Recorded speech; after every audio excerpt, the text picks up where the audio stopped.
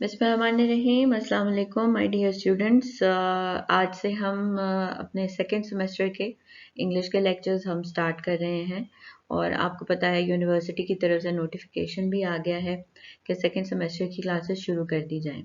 तो बुक आपकी वही रहेगी, ऑक्सफोर्ड प्रैक्टिस ग्रामर और फोकस ऑन कॉम्प्रिहेंशन। आगे आने वाले लेक्चर्स इन्हीं दो बुक्स पर बेस्ड होंगे। अगर आपको कोर्स की डिटेल्स चाहिए हैं तो पंजाब यूनिवर्सिटी की वेबसाइट के ऊपर सेकेंड सेमेस्टर की कोर्स जो है वो डिटेल्स मौजूद है कि कोर्स में कौन कौन से यूनिट्स इंक्लूडेड हैं, तो आप वहां से जाकर कंसल्ट भी कर लेते हैं। आज का हमारा यूनिट है ऑक्सफोर्ड प्रैक्टिस ग्रामर पर बेस्ड, यूनिट 4, 5 एंड 8। सो बिस्मिल्लाह करते हैं।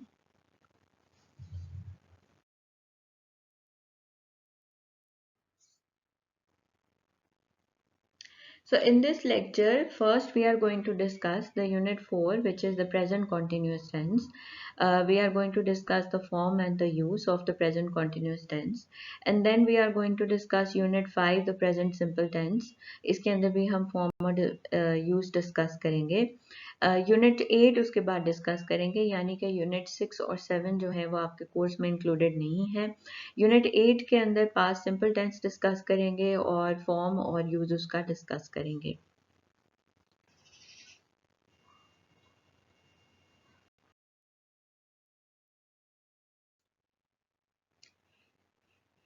ये लेक्चर शुरू करते हुए मैं एक चीज़ आपको बहुत क्लियरली पहले ही इन्फॉर्म कर दूं कि जैसे फर्स्ट सेमेस्टर में आप लोगों की तरफ से रिक्वेस्ट आ रही थी बार बार कि लेक्चर जो है वो प्योरली उर्दू में डिलीवर किया जाए। So from this semester onwards मैं प्योरली उर्दू यूज़ नहीं करूँगी, क्योंकि उसमें वजह यह है कि आप इंग्लिश पढ़ रहे हैं, आप उर्दू नहीं पढ़ रहे हैं।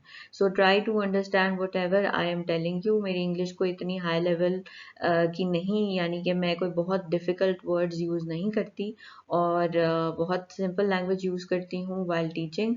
सो आपको भी कोशिश करनी चाहिए कि आप टीचर को नीचे के लेवल तक ना लेके आएँ, बल्कि अपना लेवल जो है वो रेज करने की कोशिश करें। So in unit 4 we are going to discuss the present continuous tense, but first we have to discuss where we have to use the present continuous tense.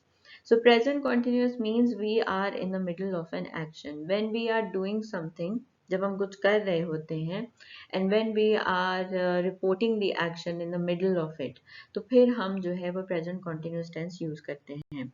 If you look at your book, then the example is given. A woman is talking over the phone and she is talking to a person whose name is Mark. तो ये उसको कह रही है कि मैं station पर wait कर रही हूँ, I am at the station, I am waiting for the train. So basically she is waiting for the train and she is actually doing that task. वो एक्चुअल में वो ये काम कर रही है जब वो मार्क से फ़ोन पर बात कर रही है। Oh I can hear it, it's coming now. अब ये बिल्कुल ऐसे ही है ये जैसे हम अक्सर न्यूज़ चैनल्स पर हम देख रहे होते हैं, जो न्यूज़ रिपोर्टर्स होते हैं वो किसी भी इवेंट को हमें रिकॉर्ड कर रहे होते हैं और साथ साथ बता रहे होते हैं। तो वो जो एक सॉर्ट ऑफ ए कॉमेंट्री होती है वो प्रेजेंट कॉन्टिन्यूस टेंस होता है। Even if you are fond of sports and even if you listen to the commentators that are giving a commentary on the sports events, if you pay attention, basically they are using the present continuous tense. So आपको मैं ये example इसलिए दे रही हूँ कि आपको पता चले कि रियल लाइफ सिचुएशन में हम टेंसेस किस तरीके से इस्तेमाल करते हैं। आज भी जब आप टेंसेस की स्टडी करें तो आपका फोकस ये होना चाहिए कि रियल लाइफ सिचुएशंस में प्रेजेंट कॉन्टिन्यूस टेंस कहाँ इस्तेमाल होता है। आप टेंसेस को इसी तरीके से प्रैक्टिस कर सकते हैं if you learn to apply the tenses on different situations, or if you learn that in which situations what kind of tenses are used. अगर आपको ये पता ही नहीं होगा कि कौन सी सिचुएशन में कौन सा टेंस यूज होता है, तो फिर आप टेंसेस को यूज नहीं कर पाएंगे। आपको उनका नॉलेज भी होगा, आपको सेंटेंस स्ट्रक्चर भी पता होगा, लेकिन आप किसी भी सूरत उन्हें यूज इसलिए नहीं कर पाते क्योंकि आप सिचुएशन को एनालाइज नहीं कर पाते। तो सिचुएशन को एनालाइज करना बहुत जरूरी है। When you analyze the situation, then it becomes easier for you to use a certain tense. ये चीज आपके पैराग्राफ राइटिंग में भी अप्लाई होती है। For example, if any topic is given to you of a paragraph, then first you have to analyze and assess what kind of situation is given to you. If the situation demands you to write the paragraph in the present continuous tense, then it's fine. लेकिन ये सारी बात judgement की है, पहले आपको जज करना आना चाहिए कि सिचुएशन कौन सी है। अगर कोई एक्शन पास्ट में हुआ है, पास्ट में जारी रहा, पास्ट कॉन्टिन्यूस यूज करेंगे। लेकिन अगर कोई एक्शन आप करते हुए भी साथ साथ बता रहे हैं कि आप वो ये एक्शन कर रहे हैं, तो फिर आप प्रेजेंट कॉन्टिन्यूस टेंस यूज करते हैं। So let's discuss the form. यहाँ पर लिखा है be plus first form of verb plus I N G. सो अक्सर स्टूडेंट्स पूछते हैं ये बी क्या है। हेल्पिंग वर्ब का सबसे बेसिक जो फॉर्म है वो बी होता है। हेल्पिंग वर्ब्स यानी कि is, are, am, was, were, have, has, ये सब हेल्पिंग वर्ब्स का सबसे बेसिक फॉर्म बी होता है। जब हम टेंसेस को एक्सप्लेन कर रहे होते हैं तो हम ये बी इसलिए यूज करते हैं just to give a reference. B क्या है? हेल्पिंग वर्ब का सबसे बेसिक फॉर्म है। टेंसेस के हिसाब से आपको पता है हेल्पिंग वर्ब्स चेंज हो जाते हैं। एम, इज और आर जो है वो प्रेजेंट के हिसाब से होते हैं। वॉज और वर जो है वो पास्ट के हिसाब से होते हैं। हैज और हैव जो है वो परफेक्ट टेंस की तरफ जो है वो इशारा करते हैं। सो यहाँ पर दो ग्रुप्स दिए गए हैं, he, she, it, name. Basically he, she, it and name, they are the third person. You is the second person. We and they are the we is the first person plural and they is the third person plural, and then I is the first person singular. He, she, it, name के साथ आप देख रहे हैं helping verb is use हुआ है, और यहाँ पे first form of verb look है जिसमें आईएनजी की एडिशन कर दी गई है। उसी तरीके से यू, वी, दे है, इसके अंदर जो है वो हेल्पिंग वर्ब आर, यानी कि इन तीनों के साथ हेल्पिंग वर्ब आर यूज होता है। पहले वाले चारों जो वर्ब पर्सन्स हैं यानी कि ही, शी, इट, नेम, इसके साथ हमेशा हेल्पिंग वर्ब इज यूज होता है। यू, वी, दे के साथ हमेशा हेल्पिंग वर्ब आर यूज होता है। Again first form of verb look है और उसमें आईएनजी ऐड हो गया है। देन आई हमेशा जो है इसका केस डिफरेंट होता है। प्रेजेंट कॉन्टिन्यूस के अंदर आई के साथ स्पेशलाइज्ड हेल्पिंग वर्ब यूज होता है एम, और अगेन वर्ब का रूल वही है, first form of verb look और उसके अंदर आईएनजी का एडिशन। सबसे इंपॉर्टेंट पार्ट किसी भी टेंस का होता है उसका यूजेज, यानी कि ये टेंस आखिरकार यूज किन सिचुएशंस में होता है। So we are going to discuss these situations individually. We use present continuous to say that we are in the middle of an action. जब हम, ये सबसे कॉमन जो है वो प्रेजेंट कॉन्टिन्यूस का यूजेज है। जब हम कोई काम कर रहे होते हैं, जब आप कोई एक्शन कर रहे होते हैं, बिल्कुल उसके मिड में होते हैं, तो फिर हम प्रेजेंट कॉन्टिन्यूस टेंस यूज करते हैं ये बताने के लिए कि हम एक्चुअली वो काम कर रहे हैं right eight the moment of speaking. I am waiting for the train, example जो आपकी बुक में दिया गया है उसके अंदर उसने क्लियरली कहा वो मार्क पर फोन से बात कर रही है, मार्क से फोन पर बात कर रही है, और वो बता रही है कि मैं एक्चुअली ट्रेन का वेट कर रही हूँ। I am at the station now. अब ब्रैकेट्स में इन्होंने इसलिए लिखा कि उन्होंने बताया कि वो जो लड़की है वो स्टेशन पर इस वक्त मौजूद है और वो एक्चुअल में वो ये एक्शन परफॉर्म कर रही है। We use present continuous when we are in the middle of something but not actually doing it at the moment of speaking. आप हर वक्त एक्शन में इन्वॉल्व नहीं होते, कुछ काम बैकग्राउंड में भी चल रहे होते हैं, कुछ काम ऐसे होते हैं जो कि शुरू होने के फौरन खत्म नहीं होते, यानी कि आप उनको शुरू करते हैं तो जरूरी नहीं है कि वो एक्शन फौरन ही खत्म हो जाए। हो सकता है कि वो एक्शन चंद घंटे ले ले, चंद दिन ले ले, या चंद हफ्ते ले ले, या चंद महीने भी ले सकता है। ये काम की नौयत पर डिपेंड करता है। So it's not necessary that you have to report only the actions that you are doing at the moment of speaking.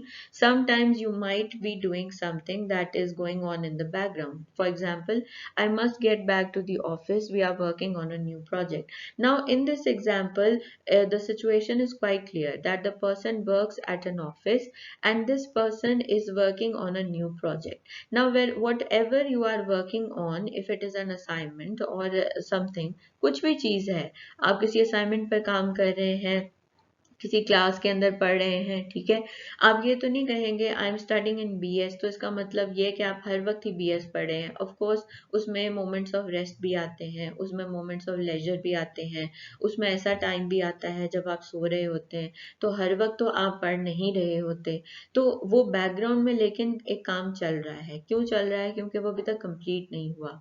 तो उसी तरह से ये जो बंदा हमें बता रहा है we are working on a new project, this person is basically trying to tell us that they are working on a new project in the background and that project has not been completed yet. वो office जाता है, उसी project पर काम करता है 9 to 5 और फिर वहां से जो है अपने घर वापस आ जाता है. सो यहाँ पर आप देखें रूल अगेन फॉलो हुआ है, वी के साथ हेल्पिंग वर्ब आर है. इसका शॉर्ट फॉर्म भी गौर से देख लें कि जो कंट्रैक्शंस हैं यानी कि कॉन्ट्रैक्टेड फॉर्म्स हैं, शॉर्ट फॉर्म्स हैं आर की, वो किस तरीके से यूज होते हैं. Third situation is we use present continuous when things are changing over a long period. कोई ऐसी चीजें जो कि स्लो प्रोसेस का हिस्सा हैं लेकिन वो continuously चल रही हैं और वो एंड नहीं हुई हैं. The number of cars on the road is increasing. Now with the ever growing population, obviously there are many things that are increasing.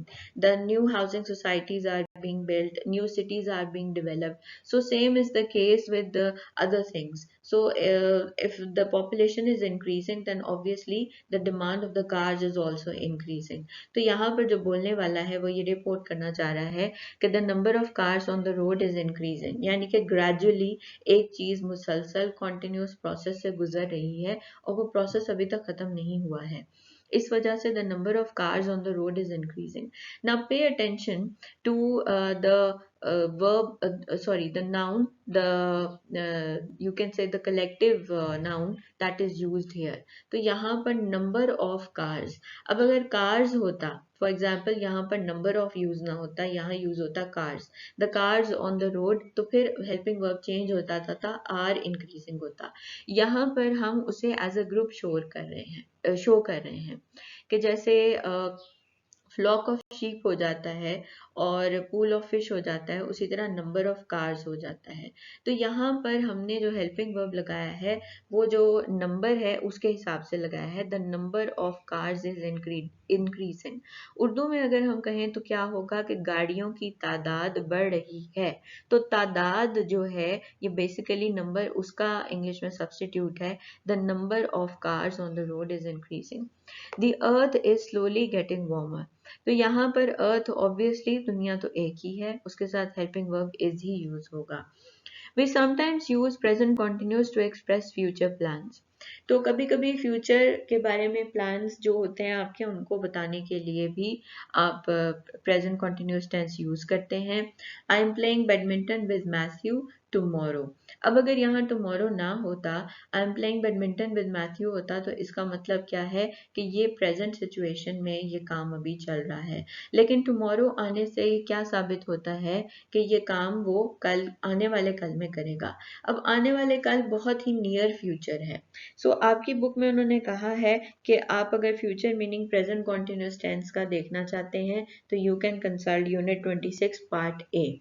So you can read it on your own just to have a better idea. ज़रूरी तो नहीं है, लेकिन ज़्यादा अपने जहन के अंदर क्लैरिटी पैदा करने के लिए आप जो है वो यूनिट 26 का ए पार्ट स्टडी कर सकते हैं. पर यहाँ से जो एक सबसे सिंपल बात आपने सीखनी है वो क्या है, that we can use the present continuous tense to express our future plans. But from the example, it should be clear that present continuous tense is used to express the plans in the very near future.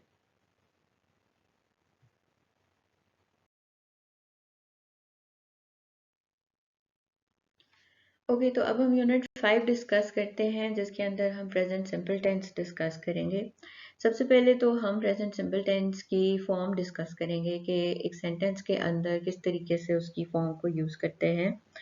सो आपके सामने है कि आई you we they का जो group है उसके साथ verb की फर्स्ट फॉर्म यूज़ होती है और ही शी इट नेम का जो ग्रुप है उसमें वर्ब की फर्स्ट फॉर्म के अंदर एस या ई एस एड अप होता है.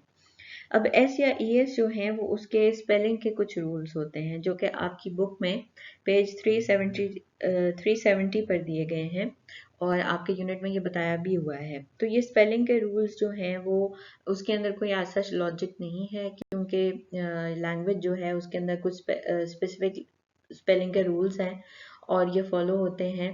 तो बेहतर ये होगा कि आप पेज 370 को कंसल्ट कर लें क्योंकि ये आपके लिए इस लिहाज से ज़रूरी है. Sometimes it gets confusing for a student to analyze के किस चीज़ के साथ एस आना है या ई एस आना है. नेगेटिव्स और क्वेश्चंस. नेगेटिव्स वो सेंटेंसेस होते हैं, वो स्टेटमेंट्स होती हैं जिनमें नॉट यूज़ होता है और क्वेश्चंस ऑब्वियसली जिसमें आप सवालात पूछते हैं. तो इसके अंदर आई यू वी दे जो है, आप देखें यहाँ पर डू यूज हुआ है। अब जब आई यू वी दे का जो ग्रुप है उसके साथ आप डू यूज करते हैं, नॉट है तो फिर गेट हो जाएगा। अब आपने ऊपर डिस्कस हमने किया कि जब आई यू वी दे होता है तो फर्स्ट फॉर्म ऑफ वर्ब के अंदर कोई भी एस और ई एस ऐड नहीं होता। तो उसी तरीके से जब हम यहाँ डू यूज करेंगे तो ना डू के अंदर ई एस ऐड होगा, एस या ई एस, और ना ही गेट यानी कि वर्ब की फर्स्ट फॉर्म जो है उसके अंदर एस या ई एस यूज होगा। उसी तरह उसकी शॉर्ट फॉर्म जो है वो डोंट हो जाती है। क्वेश्चन अगर आप पूछेंगे तो डू को, हेल्पिंग वर्ब को आप पहले ले आएंगे डू, और उसके बाद आई यू वी दे जो उसका रूल है, और फिर वर्ब की फर्स्ट फॉर्म जो है वो गेट यूज होगी। Then the second group he she it name, इसके अंदर आप देखें कि डू के अंदर ही ईएस ऐड हो गया है। अब इसका मतलब क्या है कि आपने रेपिटेशन से बचना है। आपने ये अपने तौर पर अस्यूम नहीं कर लेना कि अगर हम प्रेजेंट सिंपल टेंस यूज कर रहे हैं, डज अगर आप लगा भी दें तो आप जो मेन वर्ब है उसके अंदर एस या ईएस ऐड कर दें, नहीं, ऐसा हरगिज नहीं है। जब आप यहाँ पर ही शी इट नेम के साथ डज यूज कर लेंगे तो फिर वर्ब की फर्स्ट फॉर्म अपनी प्योर फॉर्म में रहेगी, उसमें कुछ भी आप सफिक्स ऐड नहीं करेंगे, एस या ईएस उसमें ऐड नहीं होगा। इसकी जो कंट्रैक्शन है वो है डजंट गेट। तो यहाँ पर आपने जो कंट्रैक्शन का जो अपॉस्ट्रफी है, अपॉस्ट्रफी ऑफ ओमिशन जिसे हम कहते हैं, यहाँ पर उसकी पोजीशन ध्यान से देखें। जब आप जॉइनिंग हैंड राइटिंग में लिख रहे होते हैं तो अक्सर स्टूडेंट्स ये गलती करते हैं कि वो एन को टी के साथ कंबाइन कर देते हैं, तो ये बहुत बड़ा ग्रामेटिकल मिस्टेक है। ऐसा करने से आपको अवॉइड करना चाहिए। यहाँ पर जो अपॉस्ट्रफी है वो अपॉस्ट्रफी ऑफ ओमिशन है, यानी कि ये छोटा सा कॉमा जो आपको ऊपर की तरफ नजर आ रहा है ये ओमिशन के इशारा करता है। ओमिशन का मतलब कि यहाँ से कोई चीज ओमिट हुई है, और क्या ओमिट हुआ है, ओ। तो यहाँ पर डजंट जो है ना, इसके अंदर ओमिशन की वजह से आप एन और टी को कंबाइन नहीं कर सकते। सवाल जब आप पूछेंगे तो अगेन जो ये डज है वो पहले आ जाएगा, फिर जो है वो ये ही शी इट नेम में से कोई भी एक सब्जेक्ट जो आएगा, और उसके बाद वर्ब की फर्स्ट फॉर्म गेट आ जाएगी।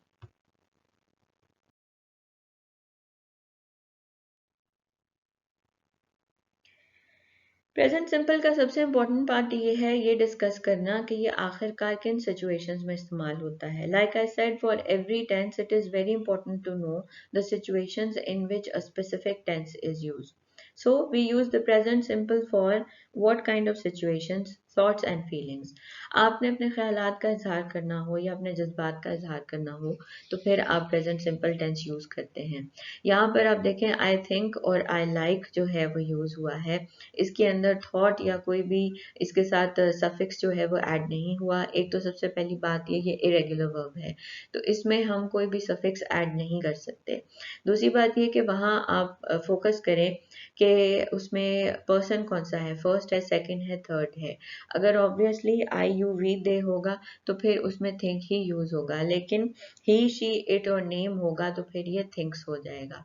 उसी तरीके से आई लाइक इट, ये उसकी जो है एक पसंद है, नापसंद को भी आप इजहार कर सकते हैं। तो अगर आई है तो ऑब्वियसली लाइक इट होगा, लेकिन आई यू वी दे है तो लाइक हो जाएगा, और ही शी इट नेम है तो लाइक्स जो है वो हो जाएगा।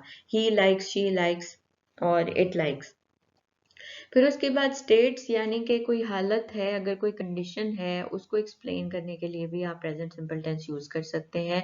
Things staying the same, it means that the things और some of the things that are in some kind of routine. कोई चीज़ अगर रूटीन में चल रही है, किसी स्पेसिफिक पैटर्न को फॉलो कर रही है, किसी स्पेसिफिक चीज़ को फॉलो कर रही है, तो फिर वो चीज़ अगर बहुत अरसे तक एक जैसी रही है तो फिर आप जो है वो प्रेजेंट सिंपल टेंस यूज करते हैं। फैक्ट्स, कोई ऐसी चीज़ जो कि बिल्कुल फैक्चुअल है, जिसके ऊपर कोई भी डिनाइल नहीं है, कोई भी उस चीज़ से इनकार नहीं कर सकता। And things that are true for a long time, for example we live quite near.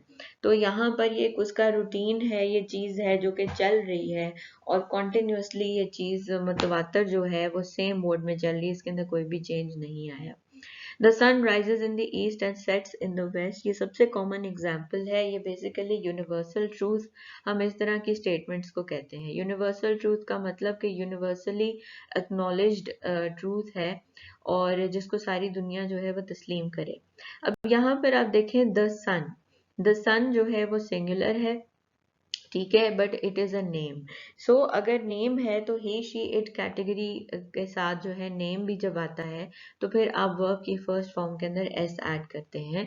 तो the sun rises in the east, rises यहाँ पर ऑब्वियसली ये यूनिवर्सल ट्रूथ है तो इसलिए फिर उसके बाद sets in the west, sets का मतलब क्या है कि गुरूब होना, तो सेट के अंदर भी आप देखें कि एस ऐड हुआ है, इसका मतलब कि सन जो है उसके हिसाब से ये वर्ब चल रहा है। रिपीटेड एक्शंस, कोई ऐसा एक्शन जो कि डेली बेसिस पर हो रहा है, रेगुलर हो रहा है, डेली बेस पर अगर नहीं भी हो रहा लेकिन उसके अंदर कोई रेगुलरिटी शामिल है, चाहे वो हर रोज हो रहा है, चाहे वो हर हफ्ते हो रहा है, चाहे वो हर महीने हो रहा है, लेकिन उसके अंदर एक रेगुलरिटी है, वो उस रेगुलरिटी के साथ वो एक्शन चल रहा है। We come here every week, हर हफ्ते वो किसी खास जगह पर जाते हैं और हर हफ्ते ये काम होता है, ये काम होना भी बंद नहीं हुआ लेकिन ये मुतवातर काम चल रहा है, हर हफ्ते ये काम रूटीन के साथ होता है। I go to college every day, अब ये भी एक स्पेसिफिक रूटीन है जो आप फॉलो करते हैं, ऑब्वियसली आजकल तो नहीं है लेकिन नॉर्मल सर्कमस्टांसेस में ये रूटीन जो है वो फॉलो होता है। I go to college every day.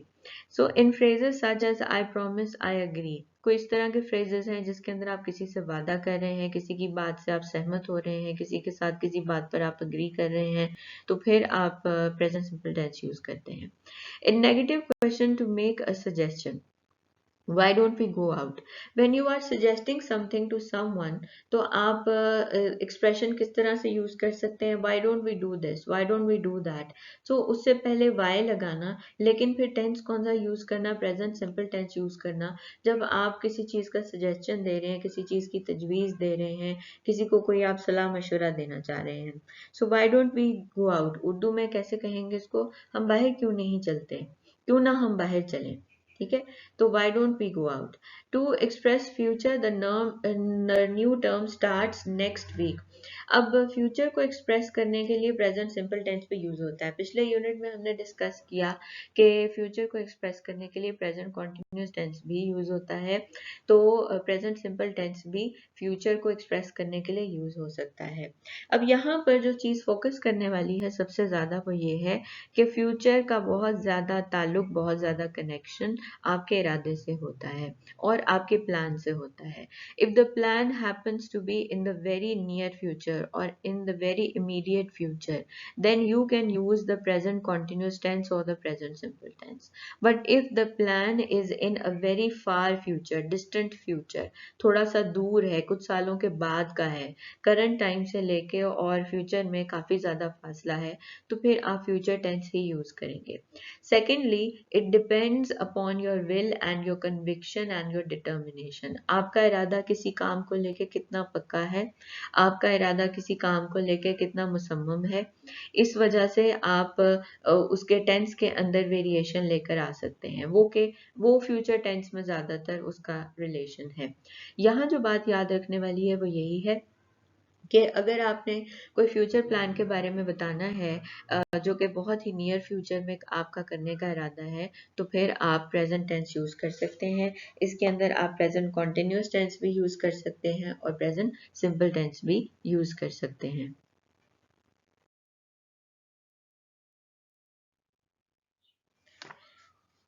Unit 8 के अंदर हम पास्ट सिंपल टेंस डिस्कस करेंगे। पास्ट सिंपल टेंस जो है सबसे इसका कॉमन यूज है, अगर आप स्लाइड के बॉटम पर देखें, we use past simple tense for something in the past which is finish, for example Emma passed her exam last year.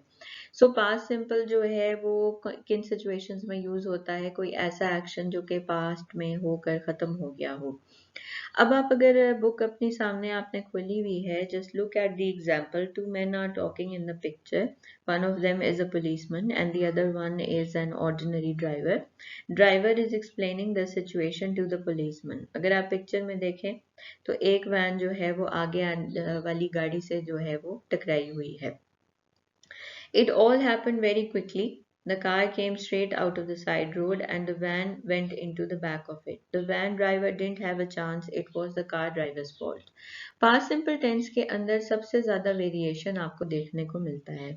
सो इस सिचुएशन के अंदर आप देखिए और एनालाइज करें कि हैपेंड जो ईडी के साथ है लेकिन फिर उसके बाद केम भी आता है। फिर उसके बाद वेंट भी आता है, फिर डिडंट हैव भी आता है और वॉज भी होता है। ये तमाम जो हेल्पिंग वर्ब्स और वर्ब्स हैं ये सब मिलकर पास्ट सिंपल टेंस बनाते हैं, यानी कि सब के सब पास्ट सिंपल टेंस में यूज हो सकते हैं। सबसे ज़्यादा जो याद रखने वाली बात है वो ये है कि रेगुलर वर्ब्स के मामले में उनके साथ ईडी यूज होता है और इरेगुलर वर्ब्स की सेकंड फॉर्म यूज होती है। If you do not know what irregular verbs are, then it is better to consult page 383 of your focus on comprehension.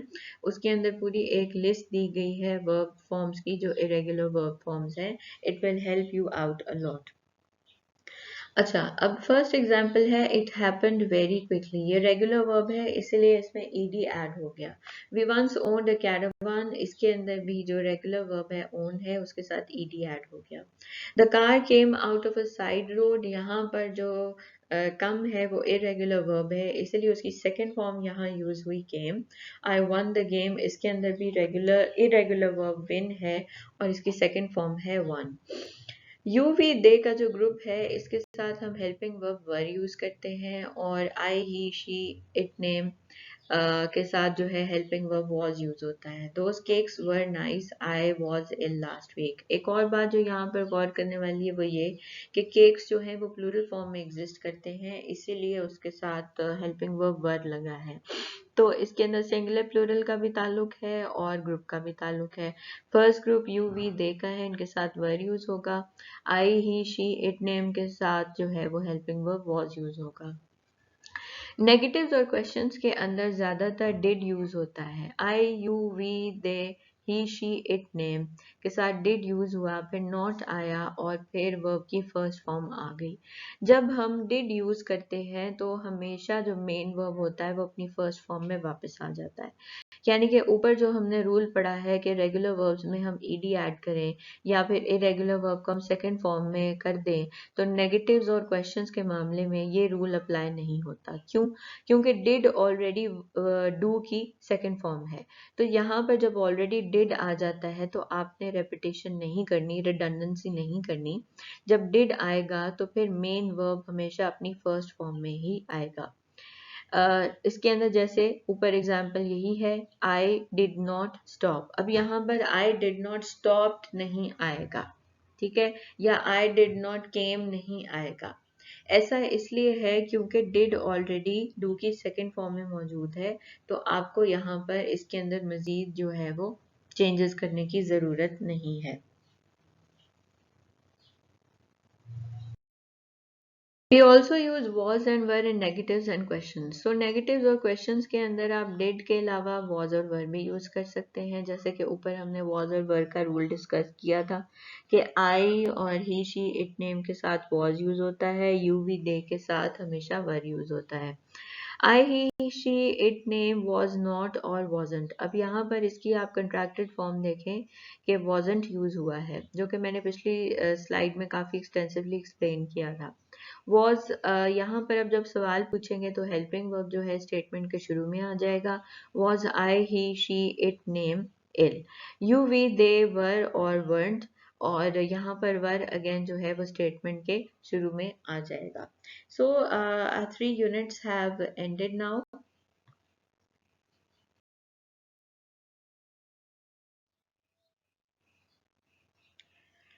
अब आपने ये काम करना है कि ये जो तीनों यूनिट्स हमने डिस्कस किए हैं इनकी एक्सरसाइजेज आपने कर लेनी है और इन एक्सरसाइजेज के आंसर्स आपकी बुक की बैक पर दिए गए हैं।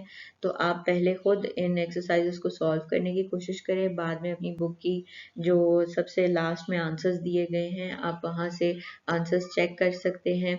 एक और काम जो कि आप कर सकते हैं टेंसेस प्रैक्टिस करने के लिए वो ये है कि try to analyze the situation. कोई टॉपिक ढूंढें और उस टॉपिक को एनालाइज करने की कोशिश करें कि ये किस टेंस में लिखा जा सकता है और उसके बारे में आप कोई पैराग्राफ लिखें।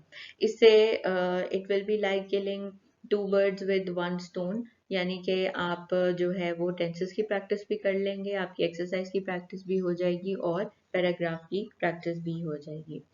Alright, so this lecture has formally ended. See you in the next lecture, inshallah. Take care. Allah Hafiz.